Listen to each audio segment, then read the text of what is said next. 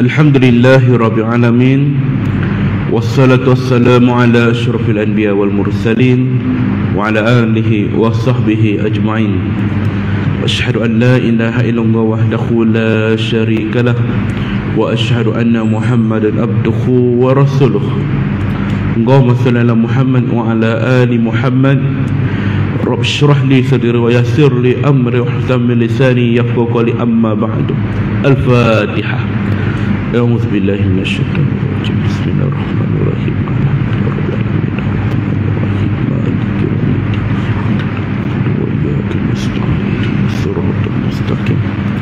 Siratal ladzina an'amta 'alaihim ghairil maghdubi 'alaihim waladdallin. Alhamdulillah, kita bersyukur pada Allah Subhanahu wa taala. Limpah kurnia rahmat dan kasih sayang Allah, kita selesai mengerjakan fardu maghrib berjemaah. Kemudian dihimpun dengan kita dalam majlis ilmu seperti ini, mudah-mudahan dipayungi rahmat Allah taala dan seterusnya memperoleh keredaan Allah taala. Selawat dan salam ke atas junjungan besar kita Nabi Muhammad sallallahu alaihi wasallam. Dengan berkat baginda lah kita mendapat nikmat iman dan nikmat Islam yang kita pegang hari ini. Mudah-mudahan kita istiqamah di jalannya sehingga kita beroleh syafaat Nabi sallallahu alaihi wasallam. Yang semoga hormati pengurusi Barisan Jawatan Kuasa, Tuan Imam, Tuan Bilal, para jemaah Surau Jumaat Al-Husna Seri Semarang. Ini pertemuan kita yang kedua. Kalau tuan-tuan masih ingat saya lah, kali pertama masa Januari tak salah saya. Waktu tu saya datang dalam keadaan hujan lebat, saya naik motor kan. Kemudian tak sempat sembahyang isyak, saya terus gerak kerana saya ada program masa tu. Hari ni alhamdulillah diizin Allah Taala, setelah 5 bulan kita berjumpa sekali lagi. Sahabat saya Abang Haizal ni lah berapa kali ajak saya, disebabkan kerana kekangan masa jadual. Jadi hari ni baru kita dapat bertemu lagi. Jadi tuan-tuan dan puan-puan, ibu-ibu, ayah-ayah yang saya kasih sekalian, hari ni kita nak cerita tentang soal hukum hakam berkaitan dengan fiqh jenazah. Sebab saya punya bidang tu ya. Saya akan rujuk kepada kitab Sakaratul Maut. Bersediakah anda menghadapinya? Jika tuan-tuan dan puan-puan ada persoalan, boleh dibangkitkan juga dalam kita punya sesi pada kali ini. Baik, bismillahirrahmanirrahim. Pada soalan yang pertama, Rasulullah SAW bersabda, aksiru min zikri hazimil lazat. Perbanyaklah daripada mengingati hazimil lazat, si pencabut semua kesenangan. Apakah maksud hazimil lazat itu?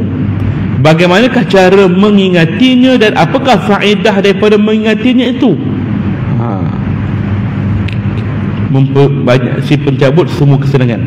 Jawapannya dalam sebuah hadis diriwayatkan oleh Imam At-Tirmizi dan An-Nasa'i daripada Ibn Hibban radhiyallahu anhu, disebutkan bahawa Rasulullah sallallahu alaihi wasallam bersabda, perbanyakkan daripada mengingati si pencabut semua kesenangan. Dalam riwayat lain ditambah, fama zukira fi kasirin illa qalalah. Jika ia disebut pada orang yang tidak berharta, ia akan menganggap hartanya yang sikit itu sudah banyak. Jadi maksud hazimil lazat kat sini ialah kematian, yang bermaksud mencabut semua kenikmatan, mencabut semua kesenangan.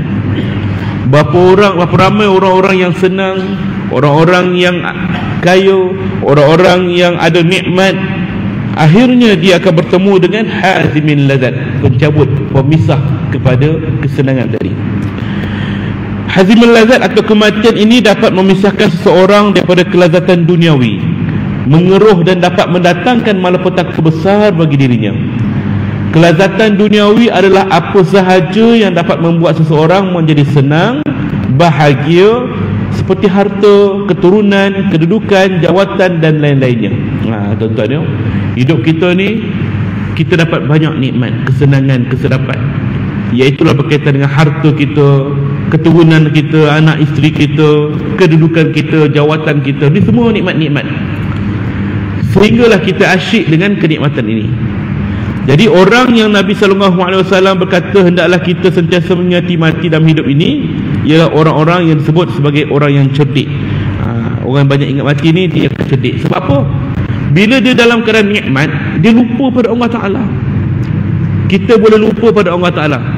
Sebab itulah manusia ni bila dia terlalu banyak sangat nikmat, kemudian satu hari Allah tarik nikmat tu. Allah tarik nikmat kesihatan ke, nikmat kesenangan ke, nikmat keluarga ke, nikmat jawatan ke, Allah tarik. Maka apa yang berlaku ketika itu? Ketika itu dia akan ingat Allah Ta'ala. Dia akan jatuh, dia akan rasa macam dia seolah-olah hilang segala-galanya. Baru satu nikmat, waktu itulah dia akan berkata, ya Allah, kenapa ni ya Allah, aku sakit ni ya Allah. Dia akan mengeluh, dia akan menyebut-nyebut nama Allah. Maka hendaklah kita ingat bahawa apabila Allah Ta'ala memberi kita ujian, Allah Ta'ala mengambil nikmat yang ada pada kita, itu bukan bermaksud Allah Ta'ala mengazab kita, bukan bermaksud Allah Ta'ala membenci kita, tapi sebagai tanda Allah Ta'ala masih kasih dan menyayangi kita, masih memberikan perhatian pada kita. Sebab tu dia bagi ujian. Sebab dia tahu bila hambanya itu diuji, waktu tu dia akan sebut Allah, Allah, Allah, anak aku dah tak ada ya Allah, ya Allah. Macam tu, begitu keadaan dia akan menyebut-nyebut nama Allah Ta'ala. Berbeza dengan manusia yang tak diuji. Ini kita takut bila kita tak diuji langsung, diberi nikmat, kita tengok orang-orang kafir ada nikmat-nikmat dia tak semayang pun duha ke. Kita tips, ulama bagi tips untuk murah rezeki, solat duha, banyak sedekah, itu ini kita buat. Tak ada pun nampak macam senang, macam tu juga gaji kita kan. Tapi orang-orang kafir, bukan Islam, dia tak ada pula sembahyang duha, tak ada pula sedekah zakat sana sini, elok je kaya beraya. Apa tu orang? Apatah lagi kalau orang tu orang Islam, orang Islam yang mana dia tidak taat pada perintah Allah, bahkan pula fasik, selalu buat dosa dan maksiat. Elok je kehidupan dia, murah pula rezeki dia. Kita jangan tertipu dengan tipu daya duniawi ini.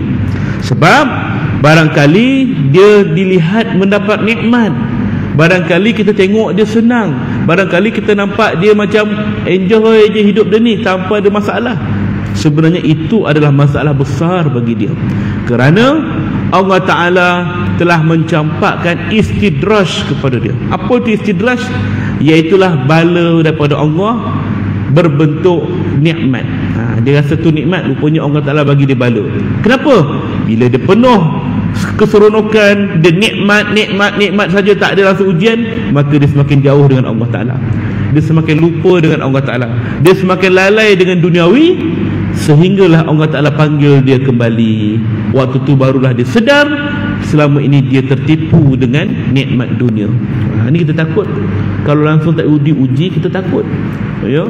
Jadi tuan-tuan, bila kita diuji, kita ingatlah bahawa Allah Ta'ala masih memerhatikan kita, menyayangi kita, dan dia takkan pernah uji kita selagi mana dia tahu bahawa kita mampu untuk melaluinya. La yukallifullahu nafsan illa wus'aha. Sesungguhnya Allah Ta'ala, dia tidak akan membebankan orang tu selagi mana dia tahu orang tu mampu untuk menghadapinya. Kalau dia tahu kita mampu, dia akan bagi kita ujian. Maknanya bila kita dapat ujian tu, maknanya kita mampulah untuk melaluinya, kan? Fa inna ma'al usri yusra, inna ma'al usri yusra. Bersama kesulitan itu ada jalan keluarnya, ada jalan pembukanya. Bersama kesulitan itu ada jalan keluarnya. Allah Ta'ala menyebut fa'in, nama bersama. Bermaksud tuan-tuan, bila kita ditimpa ujian, kita kata orang datang masalah, kemudian pasti akan ada jalan keluar. Dia tak. Di sisi Allah Ta'ala, bila dia datang masalah, dia bukan datang jalan keluar kemudian, tapi fa'in nama, bersama. Setiap masalah dia datang bersama jalan keluar. Itu di sisi Allah Ta'ala. Kadang-kadang kita fikir, oh, bila kita diuji, insya-Allah Allah akan bagi jalan keluar. Bukan insya-Allah Allah akan bagi jalan keluar. Bila kita diuji, Allah datangkan bersama jalan keluar. Fa innamal usri yusra, innamal usri yusra. 2 kali Allah ulang. Bersama kesulitan itu ada jalan keluar, bersama kesulitan itu ada jalan keluar. Masya-Allah, tuan-tuan. Cuma kita je yang kadang-kadang tak nampak. Okay. Allah uji ni tanda Allah Taala sayang pada kita. Maka bila manusia ini, bila dia dalam penuh kenikmatan, dia ada harta, anak dia ramai, dia pula sihat, dia pula itu ini semua kesenangan, dalam masa yang sama dia ingat hazimil lazat, pencabut segala kenikmatan. Dia tak lupa pada Allah. Dia hadir berjemaah, dia dengar kuliah, dia ikut majlis ilmu zikrullah, dia bersedekah, dia berpuasa, dia solat sunat, segala apa yang nikmat-nikmat yang dia dapat dia tak lupa pada Allah Ta'ala. Maka inilah orang yang cerdik. Bagi orang yang diuji pula, diuji dari segi hartanya yang sedikit, diuji dengan anaknya tak ada, diuji dengan kesihatannya, tapi dia masih ingat pada Allah Ta'ala. Ini pun satu keistimewaan juga, ya. Orang-orang begini dia mendapat kesenangan yang tertangguh, ya. Jika dia ingat pada kematian, maka kata Nabi SAW, fama zukira fi kasirin illa qalalah. Jika ia disebut pada orang yang tidak ada harta, dia akan anggap hartanya yang sikit itu sudah banyak. Sebab itulah orang susah, orang yang diuji dengan harta, bila mana dia rasa sempit, dia ingat pada kematian, maka harta yang sikit tadi dia dah rasa cukup dah. Tuan-tuan, rasa cukup. Allah Ta'ala bagi rezeki yang lain mencukupi. Kenapa? Dia ingat mati. Cukuplah, insya-Allah. Nampak macam susah je dia ni, tapi elok je ni. Tak nampak pun macam dia ni ada masalah. Tenang je hidup dia ni. Kerana dia ingat kepada akhirat, maka dia tahu bahawa ujian kat dunia ini hanya sikit je. Sikit, tuan-tuan. Kalau tuan-tuan rasa tuan-tuan paling teruk diuji, aku ni macam-macam lah, anak aku masalah, aku ni dah lah bisnes terjadi, aku ni dah lah penyakit banyak, rasa macam down sangat, kita kena ingat bahawa dekat akhirat nanti, manusia-manusia bila mana diuji ke akhirat nanti di padang mahsyar saja. Padang mahsyar saja, dengan teriknya matahari, dengan penatnya berdiri, dengan hausnya tekak, dengan lukanya tekak ni kerana haus. Waktu tu manusia akan berkata, ya Rabb, kami rela kami dibangunkan balik, dihidupkan semula. Kami rela badan kami ni dihancurkan, dicincang, dibuat macam-macam siksaan ataupun apa saja diuji, tapi kami bersabar. Kerana apa? Kerana dia melihat bahawa siksaan dekat akhirat lebih dahsyat daripada ujian dekat dunia ni. Maknanya begitu. Manusia sanggup badan dia diuji, dipukul ke, ditikam ke, dihancurkan ke, daripada menanggung siksa di padang mahsyar. Tuan-tuan, ya. Betullah daripada hadis ini kita dapat maksud bahawa perbanyakkanlah mengingati kematian yang sentiasa datang dekat dengan kita. Bila datang waktu kematian itu, tuan-tuan, waktu itulah manusia-manusia akan timbul rasa penyesalan. Penyesalan ini bukan hanya pada orang kafir, dia tentulah menyesal. Bukan hanya pada orang fasik, dia tentu akan menyesal. Bahkan penyesalan ini akan terjadi kepada orang mukmin juga, orang beriman, orang beramal soleh. Waktu dia mati, dia pun akan menyesal. Bagaimana penyesalan orang mukmin ini? Disebut dalam sebuah hadis, seorang sahabat Nabi bernama Sayyidina Sya'ban radhiyallahu anhu, seorang sahabat yang sangat taat pada perintah Allah, seorang ahli ibadah. Kehidupannya ni diri dia saja, maknanya dia kurang bercampur sangat dengan masyarakat, dengan sahabat. Kerana kedudukan rumahnya dengan Masjid Nabawi jauh. Diriwayatkan dia ni tak pernah miss solat berjemaah 5 waktu, tak pernah miss. Dan dia suka dalam solat tu, dia duduk kat saf depan sekali, di bahagian sudut tepi. Maknanya kata dia ada satu tempat yang dia suka, duduk tepi sekali depan. Tak ada tempat lain, tak ada tengah ke apa ke, dia suka duduk situ. Bila sahabat lain bertanya, wahai Sya'ban, kenapa kau suka sangat duduk kat sini? Kenapa tak duduk depan ke, tengah ke? katanya, aku suka ibadah aku tidak diganggu oleh orang lain, dan aku tidak mahu orang lain mengganggu ibadahku. Aku tidak mahu mengganggu ibadah orang lain. Dia tak nak diganggu ibadah orang lain, dan tak nak mengganggu ibadah orang lain. Waktu dia duduk depan tepi, orang tak kacau dia. Maka itulah kedudukan dia. Pada satu pagi subuh, ketika Nabi SAW nak mengerjakan salat subuh, Nabi melihat bahawa Sayyidina Sya'ban radhiyallahu tidak ada dalam safnya. Nabi tengok, selalunya dia duduk situ.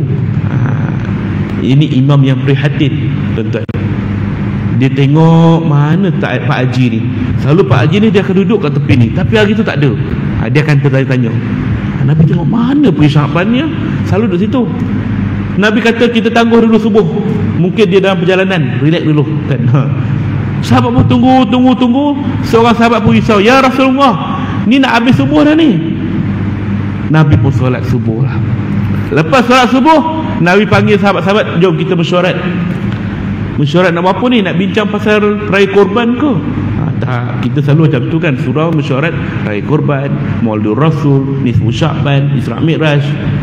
Tapi dia panggil sahabat-sahabat JK surau dia ni, masjid dia ni, kita mesyuarat nak bincang mana pergi Sya'ban. Pagi ni dia tak ada. Itu mesyuarat dia, tuan-tuan. Masya Allah kan, Nabi mesyuarat nak bincang ke mana pergi sahabat kita ni. Bincang. Siapa kat sini tahu mana rumah Sya'ban? Kita pergi tengok dia ada masalah sakit ke apa ke. Nak tanya dia kenapa tak datang subuh ni. Maka salah seorang sahabat kata, ya Rasulullah, aku tahu rumah dia, tapi jauh sangat ke? Ya jauh. Jomlah kita pergi. Maka Nabi pun pergi. Berangkatnya sehinggalah dalam riwayat menyebut hampir pertengahan duha, atau lebih kurang dalam 3 jam perjalanan. 3 jam, tuan-tuan. Jauhnya 3 jam perjalanan. Berapa jauh tu? Ada riwayat mengatakan 3 batu perjalanan. Jauhnya. Macam mana dia boleh datang 5 waktu kalau 3 jam perjalanan? Tak logik lah. Kita rasa tak logik, tuan-tuan. Sebab apa? Kalau manusia ni, bila dia datang satu tempat yang jauh, sesekali dia akan rasa jauh. Tapi kalau dia berulang kerap kali, ulang-ulang, dia sedekat je. Macam saya lah, tuan-tuan. Rumah saya kat Nilai, tuan-tuan. Nilai. Office saya kat Taman Melawati. Perjalanan dalam, kalau naik kereta dalam 50 minit ataupun sejam. Kadang-kadang kalau naik motor adalah dalam setengah jam. Jadi orang kata tak jauh ke duduk Nilai, ulang-alik. Bagi orang jauh, bagi saya tak ada, dekat je. Alah, bisa Tegal biasa. Benda yang biasa kita akan rasa macam tak ada jauh pun. Begitulah manusia. Mungkin pada sahabat-sahabat yang pergi ke rumah Sya'ban tu dia rasa jauh sangat, tapi bagi Sya'ban dia rasa macam dekat saja. Tak ada hal lah. Sampai saja rumah Sya'ban radhiyallahu, Nabi pun bagi salam. Keluarlah isterinya Sya'ban. Mana pergi sahabat kami ni? Tak nampak subuh tadi. Maka dengan menangisnya isteri Sya'ban bagi tahu bahawa suaminya telah meninggal dunia pagi tadi, awal subuh tadi. Maka itulah satu-satunya alasan kenapa dia tak datang subuh berjemaah. Bukan kerana sakit, bukan kerana hujan, bukan kerana tetamu datang ke rumah. Itu alasan kita semua kan. Tapi kerana mati, itu saja kan. Maka Nabi pun masuk ke dalam melihat jenazahnya. Waktu itulah isterinya pun berkata, ya Rasulullah, suami aku ini seketika dia dalam sakaratul maut, dalam keadaan sakit nazak nak mati ni, dia menjerit dan aku tak faham apa yang dia jeritkan. Dia menjerit yang pertama, kenapalah tak jauh lagi, kata dia. Dia menjerit yang kedua, kenapalah aku tak bagi yang baru. Dia menjerit yang ketiga, kenapalah aku tak bagi semua. Maka Nabi SAW pun menyebut, sesungguhnya di ambang sakaratul maut manusia akan diuji dan dia akan melihat segala amal-amal yang dilakukan ketika hidup di dunia dahulu. Waktu itu Sya'ban radhiyallahu melihat amalannya, berjalan kaki daripada rumah ke masjid. Setiap langkah tapak kakinya itu mendapat pahala 1, menghapuskan dosa 1, dan menaikkan darjat di sisi Allah Ta'ala 1. Ketika itu dia seronok melihat pahalanya. Dalam keadaan sakarat tu Allah tunjukkan pahala dia. Satu. Kalau tuan-tuan datang ke surau ni, nak turun lift, lepas tu jalan kaki, 1 pahala, 2 pahala, 3 pahala, 4 pahala. Dilihat besok ke akhirat. Ketika nak mati pun dilihat sebelum. Sampailah ke dalam masjid, pahala tu pun berhenti, dicatat oleh malaikat. Waktu itulah Sya'ban radhiyallahu anhu menjerit, "Ya Allah, kenapalah rumah aku dekat sangat, kenapalah tak jauh lagi?" Tuan-tuan bayangkan, 3 jam perjalanan dia rasa macam dekat sangat. Sebab apa? Dia melihat pahala yang banyak datang kepada akaun dia. Ya Allah. Yang kedua, ketika Sya'ban radhiyallahu anhu nak pergi sembahyang subuh satu pagi yang sejuk, yang dingin, waktu tu dia pakai 2 lapis baju. Satu jubah yang baru di dalam, jubah yang kedua di luar untuk tutup badan dia. Jubah yang kedua ni agak lama sikit. Dalam perjalanan dia berjumpa dengan seorang musafir yang dalam keadaan kesejukan. Maka dia kesian tengok musafir ni. Maka dia tanggalkan jubah dia yang lama kat luar tu, bagi pakai pada musafir tadi. Bimbing dia pergi ke masjid sama-sama sembahyang. Melihat kerana kebaikannya itu, memberikan jubahnya yang tadi, maka Allah bagi pahala yang banyak kepada dia. Maka dia pun menyesal, "Ya Allah, kenapalah aku bagi jubah yang lama, kalau aku tahu aku bagi jubah yang baru." Begitulah dia. Kita nak sedekah pada orang, kadang-kadang kita berkira kan. Kalau ada mangsa banjir, perlukan bantuan pakaian, kita bagi pakaian apa? Pakaian yang kita tak pakai, yang ada koyak-koyak kan. Kita tak bagi yang baru keluar daripada plastik itu, belum buka, tak bagi tuan-tuan. Berat. Baju ni baru lagi ni, sayang aku beli dalam mahal. Harta yang paling baik, sedekah yang paling baik ialah sedekah yang benda yang kita paling sayang. Tapi waktu tu kita diuji kan. Tak apalah, pakai ni lah, yang baju ni tak dah lama tak pakai pun. Masa nanti kat akhirat kita akan menyesal. Yang ketiga, penyesalannya ialah ketika mana satu hari dia balik semayang, dia dalam keadaan lapar. Waktu itu isterinya menyediakan semangkuk susu dan sebuku roti untuk dia makan. Ketika itulah datang seorang peminta sedekah yang kelaparan. "Wahai tuan rumah, aku lapar ni, tolong bagi aku makan." Dia tengok orang tu kesian, dia panggil masuk, dia makan sama-sama. Roti tadi dipotong 2, susu tadi dibahagi 2, share sama-sama makan. Pahala sedekahnya pun ditunjukkan. Waktu itulah Sya'ban radhiyallahu anhu pun menyesal, "Ya Allah, kenapalah aku tak bagi semua je pada dia, tentu pahala aku lagi banyak." Inilah penyesalan orang mukmin.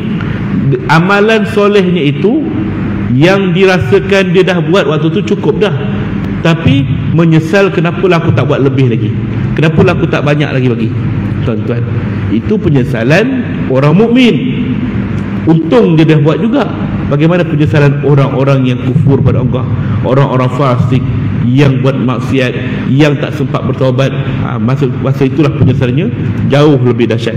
Jadi tuan-tuan, kita nak katakan pada sini bahawa setiap orang yang bertemu kematian, dia akan menyesal. Menyesal dengan waktunya yang dia rasakan patutnya dia gunakan lebih lagi. Kita kat dunia ni tuan-tuan, dalam 24 jam masa hidup yang kita diberikan setiap hari, berapa waktu, berapa lama, berapa minit kita gunakan untuk akhirat. Itu kena muhasabah diri lah. Adakah 5 waktu saja kita ingat Allah? Subuh, zuhur, asar, maghrib, isyak? Ataupun dalam waktu-waktu lain juga kita ingat pada Allah? Waktu duha, waktu tahajud, waktu kita bersendirian, waktu kita dalam keadaan senang. Ini yang perlu kita fikirkan. Sebab apa? Bila kita meninggal nanti, kita naklah dalam keadaan kita tidaklah menyesal kerana meninggalkan amal soleh tadi. Allahu Akbar. Ya. Baik. Kemudian disebut pula pada soalan yang kedua, ya. Mana soalan kedua ni? Apakah seorang Muslim dibenarkan meminta mati kepada Allah Ta'ala? Jika boleh, bilakah dia boleh melakukannya? Orang Islam diuji, kemudian dia minta mati, "Ya Allah, tak tahan dah hidup ni, matikanlah aku ya Allah." Bolehkah kita orang Islam minta mati? Pertanyaan dia. Maka jawapannya pada dasarnya Rasulullah SAW melarang seorang Muslim untuk bercita-cita ataupun mengharapkan kematian. Pada dasarnya Nabi larang kita minta mati. Para ulama sepakat dengan kaedah ini, sebagaimana Sahih Bukhari dan Muslim, Rasulullah SAW bersabda, la yatamannayanna ahadukumul maut lidurin nazala bihi fa in kana muhsina fal'allahu yazdadu ihsana wa in kana musian fal'allahu ayyatub. Janganlah sekali-kali kamu bercita-cita kematian, mengharapkan kematian kerana suatu musibah yang menimpa dirimu. Sebab jika dia adalah seorang yang baik, maka barangkali musibah yang menimpa dirinya akan menambahkan kebaikan untuknya. Namun jika dia seorang yang jahat, maka siapa tahu dia akan bertaubat. Nabi kata jangan minta mati kalau kita diuji. Sebab kalau kita ni dalam kalangan orang baik, barangkali dengan ujian tadi itu akan menambahkan kebaikan untuk kita. Kalaulah kita ni dalam kalangan orang jahat, barangkali dengan ujian itu menyebabkan kita ni sempat bertaubat. Maka jangan minta mati. Jadi pada dasarnya seseorang tidak dibenarkan mengharapkan kematian. Jangan minta pada dasarnya. Ketahuilah bahawa tambahan umur bagi seorang Muslim selalunya membawa kebaikan di sisi Allah. Kenapa? Sebab apa? Manusia ni sifat dia semakin hilang nikmat dia, maka semakin dekat dia kepada Allah. Waktu kita sihat, waktu kita muda, waktu kita dalam keadaan gagah, kita enjoy. Kan orang muda, kita muda lagi lah, enjoy lah dulu. Kenapa banyak orang tua yang datang ke masjid, ke surau hadir berjemaah berbanding orang muda? Sebab kerana dia dah hilang nikmat. Tuan-tuan, nikmat kesihatan, dia nak enjoy pun dah tak larat dah, pergilah surau. Nikmat masa tu waktu hidup dulu dia enjoy, sekarang ni masa dia dah semakin hampir dah tua kan. Maknanya ingatlah pada Allah Ta'ala. Maka umur orang Muslim ni semakin lama hidup, maka semakin datangkan kebaikan pada dia. Peluang-peluang taubat, hidayah Allah akan datang pada dia. Kita tengok pada diri kita sendirilah. Kalau kita tengok waktu muda dulu, kita tak adalah macam sekarang. Kita pun dulu leka juga kan dengan hidup ni. Tapi bila kita dah sampai waktu usia kita dah 40, 50 tahun, 60 tahun, waktu tu kita semakin dekat dengan rumah Allah. Kita dah kurang dah dengan urusan duniawi. Ini tanda baik bagi orang Muslim, ya, bertambah-tambah kebaikan kepada dirinya, ya. Maka itu yang Nabi sebut dalam hadis, al-muslimu la yazidu umruhu illa khairan. Bertambah umur bagi seorang Muslim tentunya akan menambahkan lagi kebaikan untuk dirinya. Maka jangan kita mengharapkan kematian bila kita diuji. Maka pernah juga ketika mana Sayyidina Umar radhiyallahu pergi menunaikan ibadah haji pada tahun kematian dia. Dia pergi haji.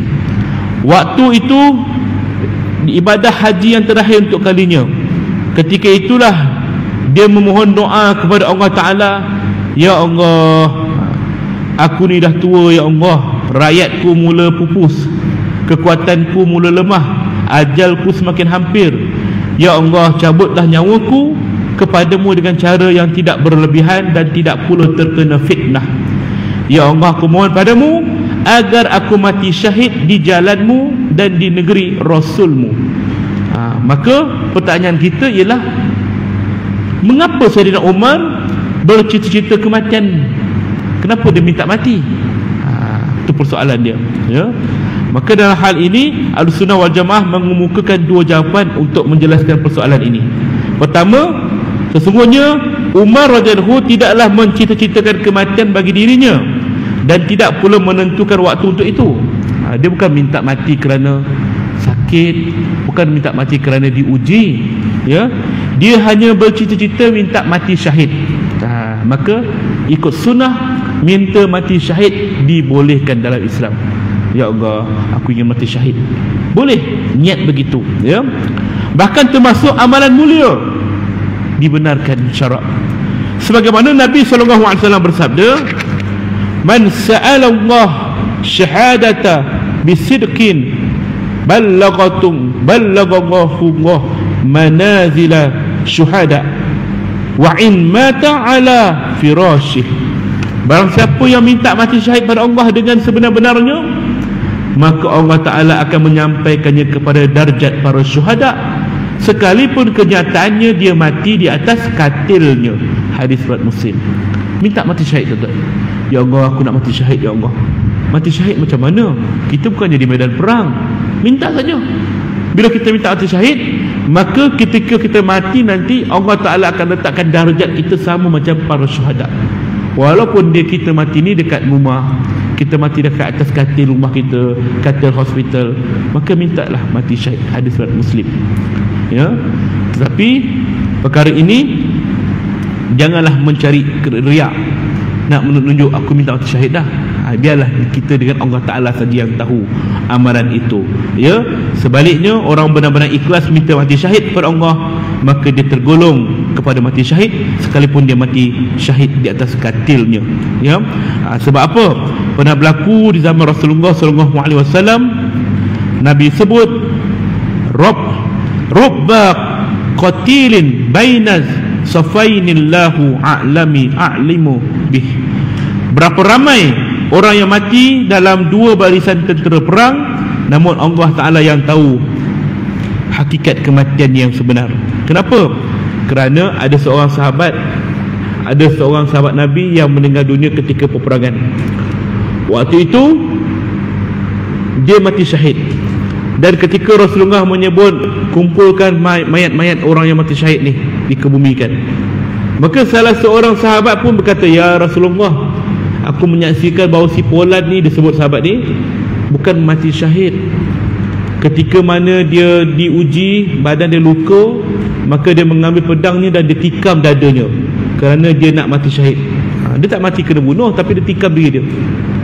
Maka kata Nabi SAW, dia minta mati syahid. Dia bukan mati syahid, tapi sungguhnya dia membunuh dirinya, tempatnya di neraka. Begitulah keadaan Nabi SAW sebut, orang-orang yang mati kerana nak dapatkan nama, maka tak dapat pahala syahid tadi, rugi. Jadi kita yang nak mati syahid, minta antara kita dengan Allah Ta'ala saja yang tahu. Dan bila kita mati, insya-Allah dapatlah darjat para syuhada tadi. Maka dibenarkan di sudut syarak minta mati dalam keadaan mati syahid. Kedua, jika seseorang yakin bahawa dia akan terjerumus ke dalam fitnah dan ramai orang lain telah terjerumus ke dalamnya, maka saat itu dibolehkan minta kematian kepada Allah Ta'ala. Waktu bila? Waktu kita rasa macam dunia ni dah teruk sangat dah, zaman fitnah teruk sangat dah. Sebagaimana sabda Nabi SAW, innal mu'min fi akhir zaman min kasrati fitnati yamurru ala kuburi yaqul ya laitani makana sahibi hadzal qabri. Pada akhir zaman nanti akan terjadi banyak fitnah, sehinggalah seseorang bila dia datang ke kubur, maka dia berkata, aduhai, alangkah baiknya kalau aku duduk dalam kubur ni. Hadis Bukhari dan Muslim. Maknanya kata, di dunia ini bila seorang mukmin, dia tak tahan sangat dengan fitnah dunia ni, fitnah akhir zaman yang macam-macam, ujian yang bermacam-macam, maka dia kata, ya Allah, lebih baik aku mati, lebih baik aku duduk dalam kubur ni, lebih baik daripada duduk kat dunia ni.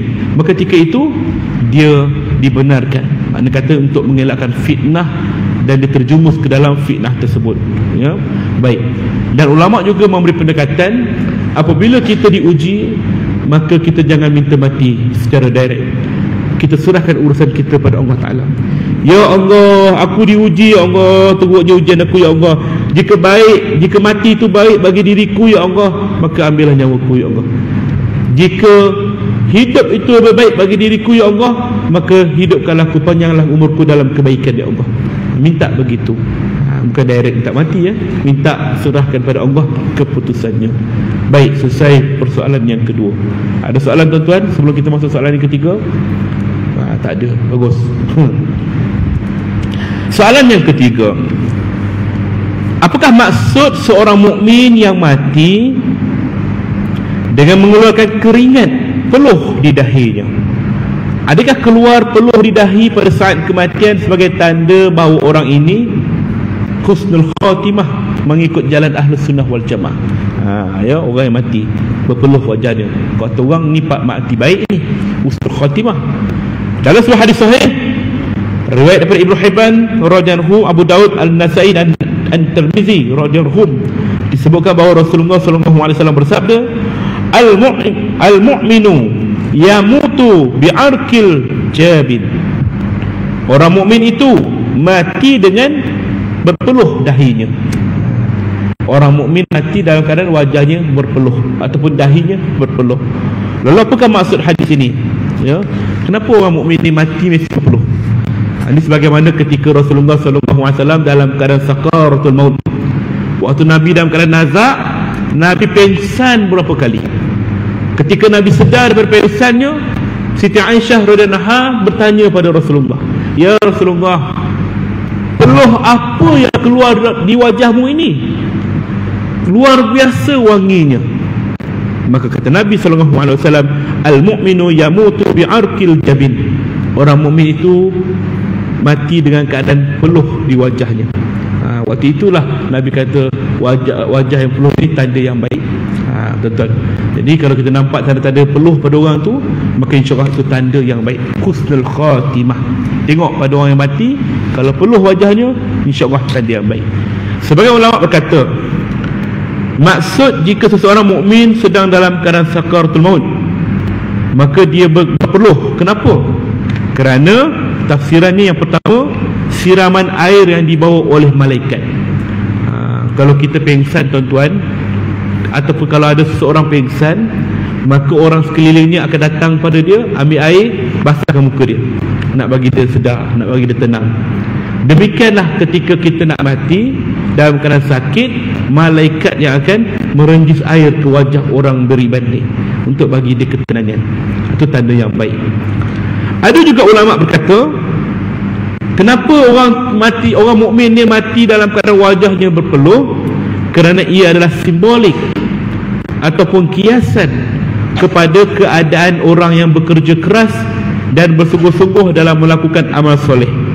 Maka dengan demikian, peluh di dahinya ketika dia nak mati sebagai simbol daripada kerja keras dan sesungguhnya dalam beramal soleh dan bertakwa kepada Allah Ta'ala itu. Dan itulah kemuncak kejayaannya bertemu dengan Allah Ta'ala. Kita bekerja di luar dalam keadaan berpeluh, maka itu bukti kita kerja keras.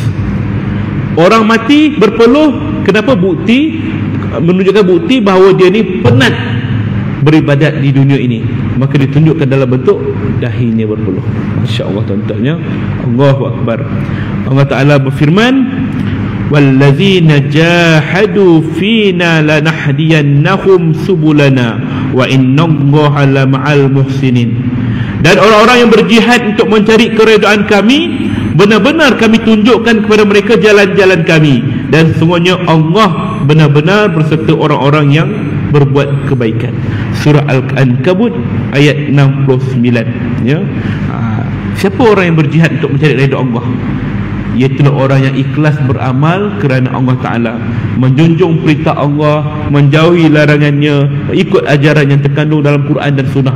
Inilah orang-orang yang berjihad mencari redha Allah, ya. Baik,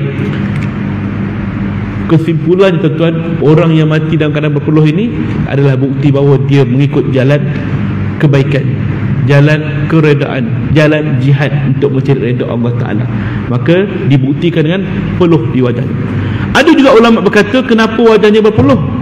Kerana ketika mana manusia itu diuji di ambang sakaratul maut, dia akan tengok apa yang dia buat waktu hidup, dosa dia, amal soleh dia, semuanya ditunjuk satu persatu. Waktu itu dia akan melihat dosa-dosa yang dia buat. Ketika itu dia rasa malu. Dia rasa malu. Kenapalah aku buat dosa ni? Aku malunya nak menghadap Allah Ta'ala buat dosa ni. Dilihat dosanya, dia rasa malu sangat. Dia ada kebaikan juga, dia ada amal soleh juga, tapi dia rasa malu dengan dosa dia tadi. Dan ketika mana di hujungnya tiba-tiba disebut bahawa wahai orang yang beriman, wahai orang-orang yang soleh, malaikat pula panggil dia, ya ayuhan nafsul mutmainnah, wahai jiwa yang tenang. Dipanggil pula dengan nama-nama yang baik. Waktu tu rohnya rasa macam malu sangat. Kenapa? Aku buat dosa, buat maksiat, tapi tiba-tiba aku diberikan kebaikan. dia rasa malu dengan dosanya. Dan bila dipuji pula oleh malaikat dengan jiwa yang tenang, orang yang baik, kamu ni orang beriman, kembalilah pada Allah Ta'ala dalam keadaan Allah redha kepada kamu. Waktu tu dia rasa seronok sangat, dalam keadaan dia rasa malu, wajahnya berpeluh-peluh. Itu di antara tanda husnul khatimah. Contohnya ada tiga, ada beberapa tanda husnul khatimah. Selain pada dahi berpeluh, ia juga dalam keadaan dia dapat mengucap kalimah syahadah la ilaha illallah. Man akhiri kalamuhu la ilaha illallah dakhalal jannah. Barang siapa di akhir kalam dia dapat ucap kalimah la ilaha illallah, maka dia wajib masuk syurga. Maka orang yang mati husnul khatimah dia dapat ucap kalimah la ilaha illallah. Dan yang ketiga, kata Imam Ghazali dalam kitabnya Kematian Sesudah Kehidupan, dia menyebut orang yang mati husnul khatimah hidungnya akan kembang. Dia bengkak sikit hidung dia, kembang. Itu tanda husnul khatimah. Maka ulama kata kenapa hidung kembang? Kerana ketika itu waktu dia nak mati, maka malaikat-malaikat memuji-muji dia. Kamu jangan takut, kamu ni orang baik, kamu ni ahli syurga, tahniahlah, kamu bakal berjumpa dengan Allah, Allah redha. Bayangkan tuan-tuan, bila kita dipuji di depan orang ramai, kembang tak hidung kita? Macam itulah malaikat puji kita, kembang hidung kita. Ya Allah, beginilah kematian yang kita nak, tuan-tuan, husnul khatimah. Kalau kita nampak tanda-tanda ini pada orang beriman, pada orang yang mati, maka sunat kita cerita pada orang. Masya Allah, ada tanda baik ni, husnul khatimah, boleh cerita pada orang, bahkan kita doa kepada dia, ya. Namun tuan-tuan, jika kita nampak tanda-tanda yang tak baik pula, tanda-tanda yang buruk, tanda-tanda su'ul khatimah. Apa tanda-tanda su'ul khatimah? Banyak kan. Antaranya dia tak dapat nak mengucap syahadah la ilaha illallah, tak dapat nak ucap. Antara tanda yang lain ialah susahnya dia nak mati. Antara tanda yang lain, wadahnya macam kusam, macam kelam. Antara tanda yang lain, keluar buih di mulut dia. Kalau kita nampak tanda-tanda begini, kita tengok, maka jangan kita su'uzun pada dia, jangan kita sangka buruk pada dia. Kenaklah kita bersangka baik, insya-Allah dia mati dalam keadaan baik. Jangan kita kata kat orang, si ada ni tanda buruk ni. Adapun su'ul khatimah yang kita sebut tadi, wajahnya kelam, tak dapat mengucap, mulutnya berbuih, ini sebagai panduan pada kita supaya jangan kita mati dalam keadaan begitu. Kenapa begitu berlaku? Kenapa wajahnya kelam? Kenapa mulutnya berbuih? Kenapa? Tuan-tuan, ulama berkata, ketika dia ambang sakaratul maut, dalam kesakitan yang dahsyat, maka dia dalam keadaan yang sakit sangat sampai mukanya hilang seri wajahnya, diseksa begitu. Kedua, ketika mana dia nak sebut kalimah syahadah, orang pun ajar pada dia la ilaha illallah, dia dengar kalimah tu, dia nak sebut, tapi Allah tak lepaskan kalimah tu. Seolah-olah lidah dia bergumpal-gumpal nak sebut, tak dapat. Tekak dia tersangkut, tak boleh. Sampai berbuih-buih mulut dia nak dapat kalimah tu, tapi tak dapat. Allah tak izinkan. Wa iyyazubillah min zalik. Kita takut mati dalam keadaan begini. Allahu akbar, na'udzubillah min zalik. Maka kalau mati dalam keadaan tak dapat mengucap, kita risau mana kedudukan kita nanti, ya. Tuan-tuan, kalimah syahadah la ilaha illallah ini, dia bukan kerana orang ajar kita dapat ikut, dia bukan kerana kita hafal kita boleh baca atau nak mati nanti, tapi kerana izin Allah Ta'ala. Yusabbitullahu allazina amanu biqaulis sabit fil hayatid dunya wa fil akhirah. Allah diteguhkan ucapan orang beriman dunia dan akhirat. Kalau orang beriman, kalau orang ni beramal soleh, maka dia akan disebut, ada insya-Allah sebentar lagi. Kalau orang dia beriman, kalau dia beramal soleh, maka ketika dia nak mati, dia mesti dapat ucap kalimah la ilaha illallah. Dia mesti dapat ucap, walaupun dia mati seorang-seorang kat rumah, tuan-tuan. 2 hari meninggal, orang tak tahu, tahu-tahu dah keras badan dia. Maka ketika dia nak mati, kalau dia orang beriman, dia tentu dapat ucap kalimah tu la ilaha illallah. Ini janji Allah. Wa yudillullahu zalimin, dan Allah boleh sesatkan orang zalim, orang yang bermaksiat. Ketika mana dia nak mati, walaupun ramai orang ajar kalimah itu pada dia, Allah tak izinkan dia ucap kalimah tu. Nak sebut tak boleh. Ya Allah, ini penyiksaan yang sangat dahsyat. Wa yaf'alullahu ma yasha, Allah boleh buat apa saja yang dia kehendaki pada kita. kerana dia tahu jiwa kita, dia tahu niat nawaitu kita, dia tahu diri kita lebih daripada kita kenal siapa kita. Tuan-tuan, waktu itu takut. Maka su'ul khatimah bukan alasan untuk kita menyentuh pada orang lain, menyebut pada orang lain sian dia mati dalam keadaan maksiat. Tidak. Tapi su'ul khatimah adalah sebagai panduan untuk kita jangan mati macam tu. Wallahu a'lam bissawab. Kita bagi laluan dulu untuk azan isyak. InsyaAllah lepas isyak kita sambung untuk kesimpulan.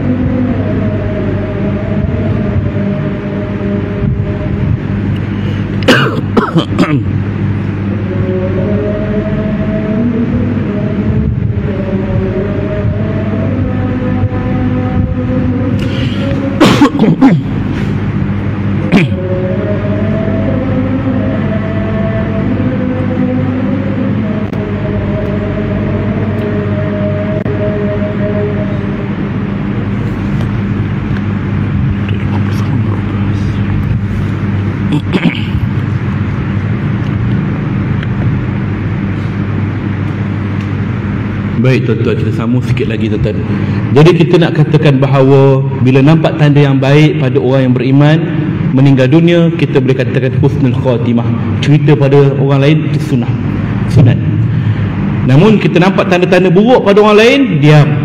Dan kita ketika itu diuji, jangan sangka buruk pada orang, sangka baik. Tentang nasib dia, tentang hujung dia, biar Allah Ta'ala yang tentukan. Kita pun tak tahu macam mana hujung nasib kita nanti tuan-tuan, tak tahu. Yang perlu kita fikirkan ialah jangan kita menyesal ketika sampai waktu kita nanti pula. Sebagaimana kesudahan bagi orang-orang yang kufur pada Allah, orang-orang fasik yang buat dosa maksiat, yang mana Allah sebut dalam suratul Mu'minun, hatta iza jaa ahadakumul maut qala rabbirji'un. Sesungguhnya kesudahan golongan orang yang kufur, yang ingkar pada Allah Ta'ala, apabila sampai ajal maut kepada dirinya, qala rabbirji'un, ya Allah, kembalikanlah aku ya Allah, aku nak balik. Ketika dalam kubur dia minta pada Allah, ya Allah, kembalikan aku ya Allah, aku nak balik, nak keluar ya Allah, keluar daripada tempat ni. Buat apa nak balik? Nak jumpa keluarga? Bukan. Kenapa nak balik? Nak tengok harta dia? Bukan. Nak tengok syarikat dia? Nak tengok kebun dia? Nak jumpa sesiapa yang dia nak? Tidak, bukan tu. Kenapa kamu nak balik? La'alli a'malu salihan fima tara, untuk aku beramal soleh ya Allah atas perkara yang dulu aku tinggalkan. Ni dia permintaan dia. Aku nak bangun, tak nak jumpa sesiapa, tak nak tengok harta ke rumah aku, tak nak. Tapi aku nak sujud kepada Allah untuk kembali untuk beramal soleh atas perkara yang dulu aku tinggalkan. Sekarang aku nak bertaubat ya Allah. Aku dah nampak dah tentang mahsyar ni. Aku dah nampak dah tentang barzah ni. Aku nak bertaubat ya Allah waktu ni. Apa jawab Allah? Kalla, sekali-kali tidak. Jangan kau harap. Kalla, satu ketegasan pada Allah. Sekali-kali tidak. Innaha kalimatun huwa qailuha, sesungguhnya apa yang kau sebut ini adalah perkataan yang kau saja-saja sebut. Sebab Allah dah muak dengan kita. Allah tahu manusia ni bila diuji baru ingat pada Allah. Bagi peluang, kemudian dia lupa Allah. Demikianlah orang yang dah mati ni, kata Allah, kalau aku bagi kau peluang lagi pun, kau kejap je menyesal, nanti kau akan kembali buat maksiat balik. Jadi kata Allah, innaha kalimatun huwa qailuha, jangan kau haraplah, kau cakap bisa saja je. Wa min waraihim barzah, sesungguhnya sekarang ni dinding barzah telah mengelilingi kau. Kau nak lari kat mana? Kau dah duduk dalam barzah dah ni, dah mengepung dirimu. Duduk kat sini ila yaumi yub'atsun, sehingga hari kau dibangkitkan nanti. Maka penyesalan akan timbul ketika itu. Wa iyyazubillah min zalik, itulah penyesalan yang tidak ada kesudahannya, tuan-tuan. Penyesalan yang sebenar-benarnya menyesal. Biarlah kita menangis, merintih, diuji ketika hidup kat dunia ni, tapi jangan kita lupa kepada kehidupan ke akhirat, tuan-tuan. Jangan kita rasa nantilah aku taubat-taubat. Barang siapa yang menangguh-nangguhkan bertaubat, sesungguhnya dia tak akan bertaubat. Begitulah keadaan dia. Dan berapa ramai yang meninggal hari ini, pagi ini, petang tadi, semuanya sama macam kita malam tadi, yang menyangka bahawa besok dia akan hidup balik, besok dia akan hidup lagi. Begitulah kita malam ni, kita rasa besok kita akan hidup lagi, tapi belum tentu, tuan-tuan. Belum tentu lagi. Siapa tahu malam ini ajal kita, besok kita dah tidur dalam tanah. Maka persiapkan diri kita sebelum kematian itu datang kepada kita pada bila-bila masa. Peringatan ini bukan pada tuan-tuan, pada saya yang menyampaikan ini juga. Mudah-mudahan Allah Ta'ala bagi taufik dan hidayahnya pada kita semua dalam usaha kita mencari keredaan Allah Ta'ala dalam hidup ini. Wallahu a'lam bisawab. Sekadar itu yang dapat saya sampaikan pada pertemuan kita pada malam ini. InsyaAllah ada rezeki, ada umur kelapangan, sekali lagi kita akan bertemu, dan mudah-mudahan Allah Ta'ala memberikan taufik dayahnya kepada kita semua. A'udzubillahi minasyaitonirrajim. Bismillahirrahmanirrahim. Alhamdulillah Rabbil Alamin, wassalatu wassalamu ala asyrafil anbiya wal mursalin wa ala alihi wa sahbihi ajmain. Allahumma inna nas'aluka ridhaka wal jannah wa na'udzubika min sakhatika wan nar. Allahumma ighfir lana dhunubana wal walidina warhamhum kama rabbawna shighara. Ya Allah ya Rahman ya Rahim, kami mohon keredaanmu ya Allah. Tetapkan hati kami ya Allah, jangan kau pesatkan hati kami setelah kau memberi hidayah kepada kami ya Allah. Ya Allah ya Rahman ya Rahim, tetapkanlah kami di jalanmu ya Allah. Ya Allah, janganlah kau lekakan kami dengan duniawi ya Allah. Ya Allah, kami mohon padamu ya Allah, dirikanlah diri kami dan keturunan kami orang-orang yang mendirikan solat pada waktunya ya Allah, orang-orang meninggalkan maksiat padamu ya Allah. Allahumma ya Allah, kurniakan kami husnul khatimah, jangan kau beri kami su'ul khatimah. Akhirkanlah kalam kami dengan kalimah la ilaha illallah. Ya Allah, jauhilah kami daripada azab kubur, jauhilah kami semua dari azab mahsyar, jauhilah kami semua daripada azab api neraka-Mu ya Allah. Ya Allah, kami tidak sanggup duduk dalam neraka-Mu walaupun sedetik ya Allah. Kami tidak sanggup duduk dekat dalam neraka walaupun sebatu ya Allah. Ya Allah, tempatkanlah kami semua ya Allah ke dalam syurga-Mu yang tertinggi, syurga yang didiami oleh para nabi, para rasul, para siddiqin, para syuhada dan orang-orang saleh. Walaupun kami sedar ya Allah, amal kami ini tak layak berbanding dengan mereka ya Allah, seumpama debu di kaki mereka ya Allah, tapi sesungguhnya inilah pengharapan kami kepada gedung rahmat-Mu ya Allah. Allahumma rabbana atina fid dunya hasanah wa fil akhirati hasanah wa qina azabannar walhamdulillahi rabbil alamin. Tangguh dengan tasbih kafarah dan surat al-subhanahu wa bihamdi asyhadu an la ilaha illa anta astaghfiruka wa atubu ilaik. Bismillahirrahmanirrahim. Al-'asr innal insana ladzina amanu wa 'amilus shalihat wa tawassaw bil haqq wa tawassaw bis sabr. Minta ampun, minta maaf segala kekurangan. Assalamualaikum warahmatullahi wabarakatuh.